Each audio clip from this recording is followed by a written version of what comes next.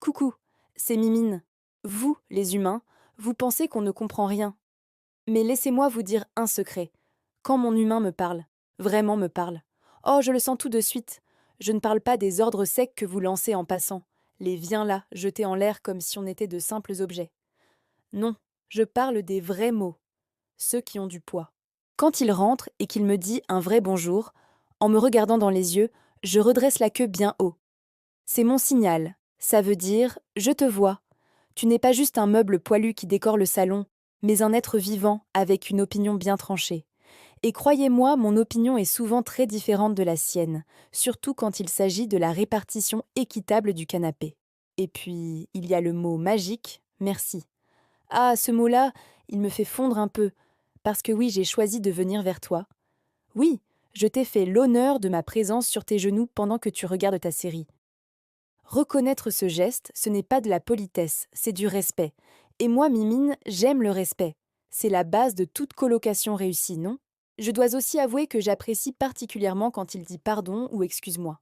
Surtout après m'avoir malencontreusement marché sur la patte, ou pire encore, dérangé mon sommeil sacré en plein milieu d'un rêve de chasse au laser rouge.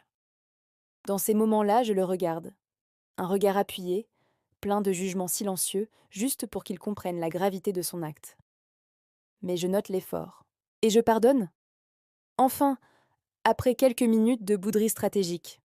Un chat a sa fierté. Ce que j'aime par-dessus tout, c'est quand il me parle comme à son égal, pas comme à un enfant qu'on materne, pas comme à un animal qu'on dresse, mais comme à quelqu'un qui partage sa vie, sa maison, son canapé, et parfois même un peu de son âme. Il me raconte sa journée, ses soucis, ses joies. Il me demande mon avis, même s'il ne comprend pas mes réponses miaulées. À ce moment précis, je ne suis plus son chat. Je suis Mimine, sa colocataire, sa confidente à fourrure. Et probablement, soyons honnêtes, sa supérieure hiérarchique directe. Mais chut, c'est surtout dans ces instants de connexion pure que je décide de venir. Je m'assois tout près de lui. Je joue et je déclenche mon moteur interne, ce ronronnement doux et profond qui vibre dans toute la pièce. C'est ma façon de lui dire: j'ai entendu, je suis là, le respect, l'amour, l'amitié, ça ne se commande pas, ça se ressent et ça se mérite. Alors la prochaine fois que vous croiserez votre chat, ne vous contentez pas de lui donner une caresse distraite. Regardez-le, parlez-lui vraiment. Par exemple, demandez-lui comment s'est passée sa journée de sieste intensive. Vous pourriez être surpris de la conversation silencieuse qui s'ensuivra. Nos liens sont tissés de ces petits riens, de ces attentions qui changent nos tout. C'est ça, la vraie vie avec un chat.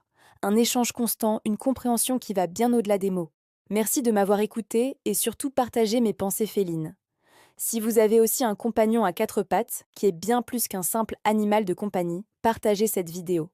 Et n'oubliez pas de vous abonner pour d'autres réflexions profondes venues directement du haut de mon arbre à chat. À bientôt.